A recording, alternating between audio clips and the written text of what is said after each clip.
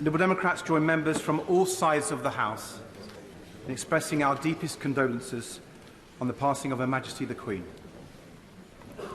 We are mourning a profound loss. The Queen was a formidable monarch who faithfully served our country for all her life and was loved the world over. She represented not only duty and courage, but warmth and compassion, and she was a living reminder of our collective past, of the greatest generation and their sacrifices for our freedom. For many people, myself included, Her Majesty was an ever-fixed mark in our lives. As the world changed around us and politicians came and went, she was our nation's constant. In challenging times, she was always a source of calm and comfort.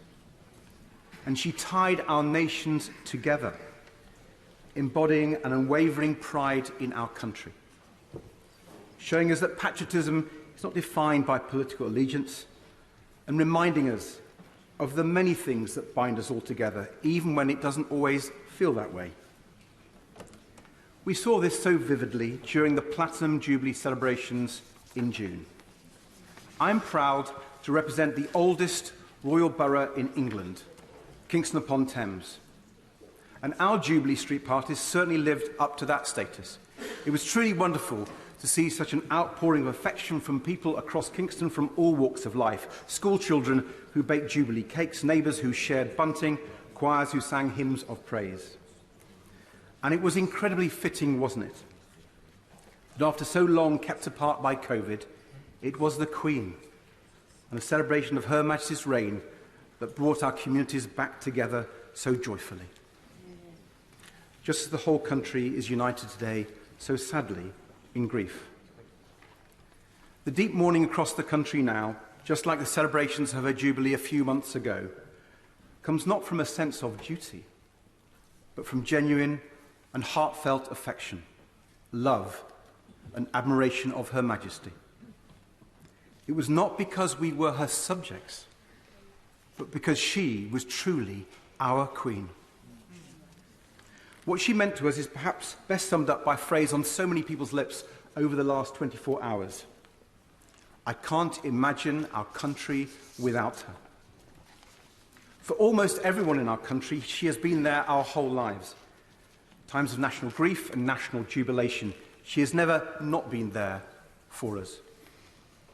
So it's hard to accept that she is gone, and hard to see how we go on without her. But we will.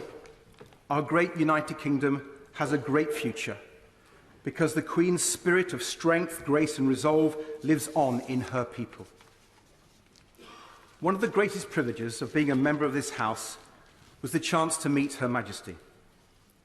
Like when she visited Kingston on the occasion of her Golden Jubilee, or when I was deeply privileged to sit next to her at lunch at Windsor Castle. I was initially confused by a silver cylinder beside her place-sitting. I wondered to myself what treasures it might hold. I had my suspicions when, as dessert was served, her beloved corgis were let in and nestled themselves around her feet. And the Queen lifted up the lid of the cylinder, plucked out some digestive biscuits, and began sneaking them to her grateful dogs. Whenever I met her, I was struck by her warmth, her wisdom, and her humour.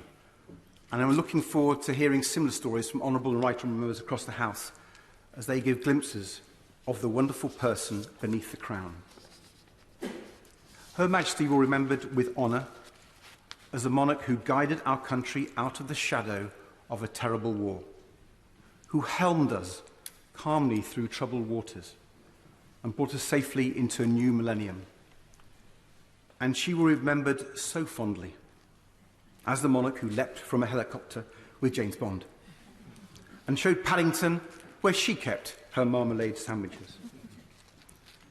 And for the royal family, she will be remembered simply as a beloved mother, grandmother, and great-grandmother. Our thoughts, prayers, and condolences are with them all as they bear this terrible loss.